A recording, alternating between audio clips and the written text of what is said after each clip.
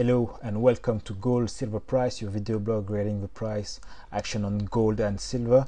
Last week the main question was, will gold be able to maintain its cadence? Will it be able to remain above $1,000 per ounce? What I will say now is so far so good. Yesterday we went a bit under $1,000 per ounce, but as you can see on the green chart, we quickly went back above 1,005 and we almost reached $1,020 per ounce today. So far so good for gold. Now let's have a look at silver. So the question for silver was, would it be able to remain above $17 per ounce? As you can see on the chart here, yesterday on silver as well we had some profit taking, but the price then went back up and we are now above $17 per ounce. So for silver as well, so far so good. Now I want to show you a video from the Market Club. They've got a great trading technology that they call the trade triangles. They provide great insight and great tutorial on the stock market, and their latest video is regarding the gold spot price, expressing some very strong and very interesting opinion regarding the gold market and what will happen in the gold market, particularly to the gold price in the future. Therefore, I am inviting you to pay very close attention to the following video.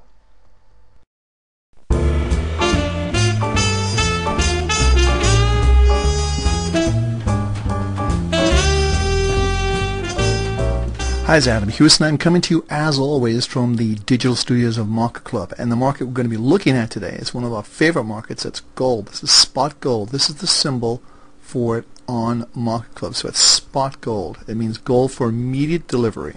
As you probably are aware, when you have futures contracts, there's carry-in and warehouse charges that are built into the price, so that if prices stay the same as they are now, then that premium, that cost of carry, so to speak, would evaporate.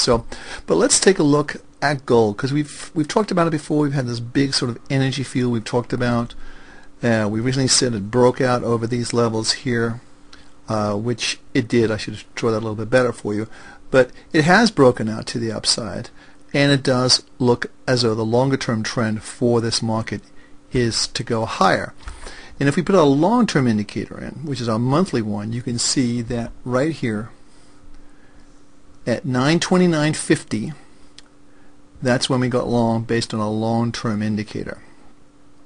So what's happening now is really kind of interesting, and I want to spend some time and explain it and share this with you, because I think you'll get a much better appreciation of market cycles and how they work, particularly in the gold market. So let's take a look at that, and I'll set it up and we'll come right back. Okay, we're back, and as you can see on the screen, we've got a number of dates and some lines and everything else. It kind of looks a little bit confusing, but I'm going to make this very clear. We're looking at cyclic action, which means from here up to here, down to here, and so forth. These are all rhythms that you can choose, and what we're looking at here is the lows October 23rd of last year. That occurred, and it was approximately 84 days until we hit the next low. So from here, this low here, October 23rd, till January 14th, 84 days. I'm talking total calendar days. Now the next low occurred on April 17th. So let's just put the 17th in here. And that was a total of 93 days. And the next low from April to July was approximately 86 days. Very similar to this 84 days right here back in the October-January cycle, and so forth. Now, if we're correct and we project this forward, the average of those days is approximately 87.66 days. So it should work out to be somewhere in the first week in October.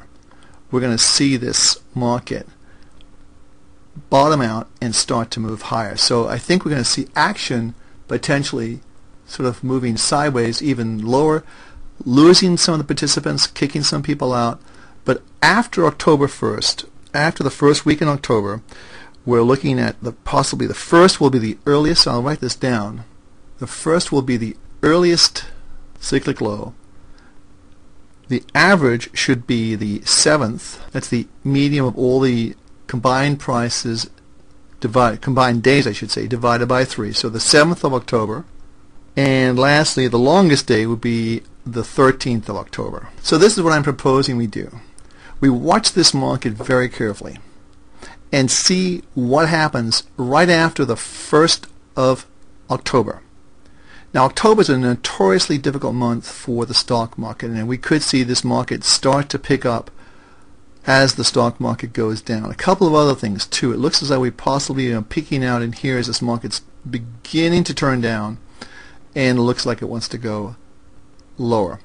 Now, having said all that, how does that leave us on the top side of the market? Well, the amazing thing is from February 22nd to June 02 was approximately 100 days. The next time frame, June 2nd to September 16th, which is right here, is approximately 101 days. Now, don't you find that quite remarkable, the fact that this is so cyclic, so rhythmic, and we're so close on these numbers? So if we're looking here, we're going to be looking for an average potentially of 87 days, 87.44 if we want to get really, really precise. And that takes us into the 7th of October right here. That's the average here. The earliest would be here, the 1st, and the latest will be the 13th of October for a low. Now this is what I'm going to be doing. I'm going to be waiting for this market to come back down because I want to be a buyer. I think the long-term trend in gold is higher, and I want to be long this market. So this is what we want to look at. I'm going to take everything off the screen. So take a little picture of this, write down the dates, whatever you want to do, but remember these dates. It's going to be very, very important in the future. So if we take everything off the screen. Okay, so let's look at the last and final. What's going to happen to go towards the end of the year? Well, if we're right, and this pattern continues when we make the lows, go higher, make the lows, go higher, we see a low, as we said, in the first week or two in October. So if we make the lows, then we're going to see the market go higher. So gold should, okay, so gold should make a high on or around December 25th. So it could be towards the end of December, early January, but that's the time window that we should see this market go higher. But as always, we want to look at our trade triangles, because even the best analysis, and I consider this to be very, very good analysis of this market, can go wrong. You have to have a game plan to get out if that market decides to do something completely contrary to what you think it's going to do. So we look at the October period, early October, to be a buyer based on our triangles, and we use our weekly for trend and our daily for timing.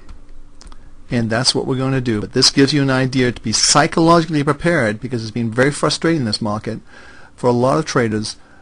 Be psychologically prepared to take a position in this time zone if and when we get the correct signals from the trade triangles. So hey, this is Adam Hewison. Thanks for taking the time to listen to this rather long video, but I think it's going to be well worth your time to look at it, and if we're right, you'll be very happy by the end of the year with some of the resolution we see coming to this market. So Adam Hewison, good luck trading. Thanks for stopping by, and every success in the future.